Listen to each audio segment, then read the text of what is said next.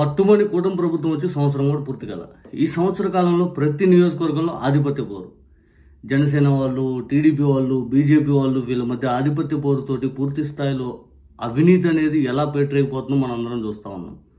ప్రజలకు మంచి కంటే కూడా పూర్తి స్థాయిలో తమ స్వలాభం ఎక్కువ చూసుకుంటూ ప్రతి గ్రామ స్థాయి దగ్గర నుంచి రాష్ట్ర స్థాయి వరకు ఇదే పని. తర్వాత చంద్రబాబు నాయుడు గారు అడ్మినిస్ట్రేషన్ ఏమన్నా పూర్తి స్థాయిలో సంక్షేమ పథకాల రూపాన్ని ఏమన్నా ప్రజలకి ఏమన్నా మంచి జరిగే ఆలోచన చేస్తున్నారంటే అది లేదు.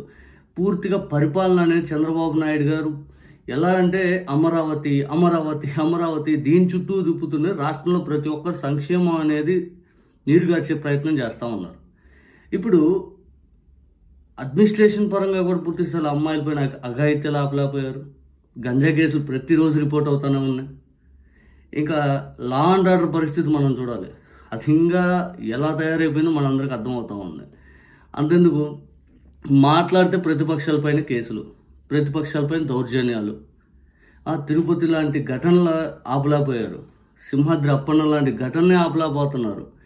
ప్రభుత్వ పరిపాలన ఒక మాటలో చెప్పాలంటే సింపుల్గా అట్టర్ ప్లాప్ అని చెప్పాలి. ఇక జనసేన ఎమ్మెల్యే ఈరోజు మాట్లాడిన మాటలు చూస్తే ఇంక ప్రభుత్వ పనితీరు ఎలా ఉందో మనం ఇక్కడ అర్థం చేసుకోవచ్చు. ఎంత ఆధిపత్య దూరంతో కొట్టుమిట్లాడుతూ ఉన్నారు ఒక్కొక్క ప్రతి నియోజకవర్గంలో. రెండోది వచ్చేసి పూర్తి స్థాయిలో ఒక వ్యక్తిని చచ్చిపోవాలి, చంపేయాలనే ఆలోచనతో పనిచేస్తున్నారంటే ఇంకా ప్రభుత్వ పనితీరు క్లియర్ కట్గా ఎలా ఉందో చూడండి. ఇటువంటి ప్రభుత్వం సామాన్యుడికి భద్రత లభిస్తుందా?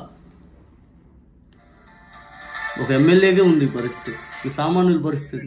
పవన్ కళ్యాణ్ గారు నాకు మ్యాండేట్ ఇచ్చినందువల్ల తాడేపూడి కాన్స్టిట్యూన్స్ లో ఉన్న ప్రజలు ఓట్లు వేసినందులో అయ్యారు, కానీ ఎవరి త్యాగాలతో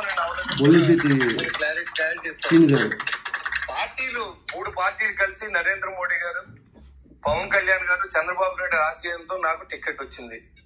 ఖచ్చితంగా టికెట్ వచ్చిన తర్వాత గెలిపించడం అనేది ప్రజలు చేయవలసిన అవసరం ఉంది. ప్రజలు అత్యధిక మెజార్టీని ఇచ్చారు. తాడేపూడి కాన్స్టిట్యూన్సీ ఏర్పడిన తర్వాత 62,500 మెజార్టీతో నన్ను ఎక్కించారు. నేను ఒక సామాన్యుడు, మా నాన్నగారు ఒక ఆర్టీసీ డ్రైవర్. ఆ స్టేజ్ నుంచి ఒక ఎమ్మెల్యే స్టేజ్ ఎదగడానికి నా జీవితం అంతా కష్టపడ్డాను. ఇవాళ చాలా మంది మాట్లాడుతుంటే చాలా బాధేస్తుంది. ఎందుకంటే ఎలా ఉందంటే నాతో ఉన్న కొంతమంది వ్యక్తులు నేను చనిపోతే బాగుండు, వెంటనే నాకు బై ఎలక్షన్ వస్తే నెగ్గితే ఎమ్మెల్యేని అయిపోతారనే విధంగా ఆలోచన చేయడానికి నేను భరించలేకపోతున్నాను సార్. నేను గెలిచిన తర్వాత నిరంతరం ప్రజల కోసమే పనిచేస్తా ఉన్నా. నా సొంత వ్యాపారం మానేశారు. నేను ఎక్కడ కూడా ఎవరిని ఇబ్బంది పెట్టలేదు. ఇటు తెలుగుదేశం మిత్రులు కానీ, అటు జనసేన కానీ, అటు బీజేపీ కానీ. నేను ఎన్డీఏ ఎమ్మెల్యే, నేను ఏ పార్టీకి సంబంధించిన వ్యక్తిని కాదు. ఇన్ని జరుగుతూ ఉంటాయి. ఓ పక్కన అధికారుల్ని సమన్వయంతో పనిచేయించాలి అంటే ఓ పక్కన అధికారులు బెదిరిస్తారు.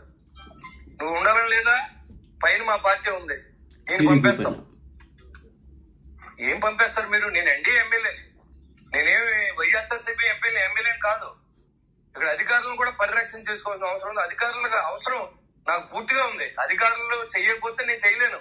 ఇక్కడ చేయమని కమిషనర్ ఆదేశిస్తే కమిషనర్ అన్ని ఇవన్నీ చేయించాడు.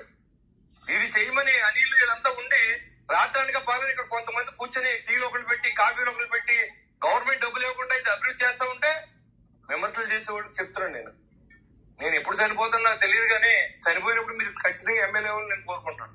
నేను ఉండగానే చనిపోవాలని కోరుకోవద్దని చెప్పి మీకు తెలియజేస్తాను.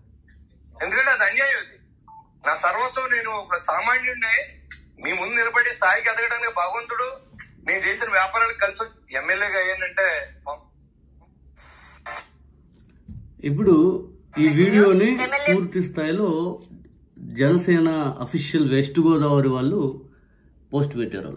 దాన్ని రీపోస్ట్ బొల్లిశెట్టి సీన్ గారు పోస్ట్ చేశారు. జనసేన అఫీషియల్ వాళ్ళు ఏం పోస్ట్ పెట్టారు? నన్ను చంపడం మిత్రపక్ష నాయకులు పన్నాగాలు వేస్తున్నారు, అధికారులు సైతం బెదిరిస్తున్నారు, ఎవరికి భయపడేది లేదని జేఎస్పీ వెస్ట్ గోదావరి ట్వీట్ పెడితే వెంటనే ఈయన దాన్ని రీపోస్ట్ కొట్టాడు.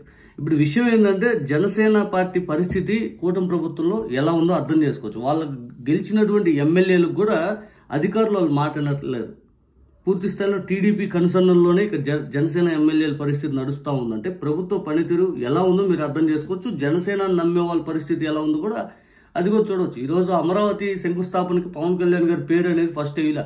తర్వాత జనసేన వాళ్ళు గట్టి పోరాడితే అప్పుడు వేశారు. మీ ప్రభుత్వంలో మీరు గెలిపించుకున్న ప్రభుత్వంలో మీరే పోరాడాల్సి వస్తుంది. ఇంకా పూర్తి స్థాయిలో ఎలా ఉందో మరి చూడండి.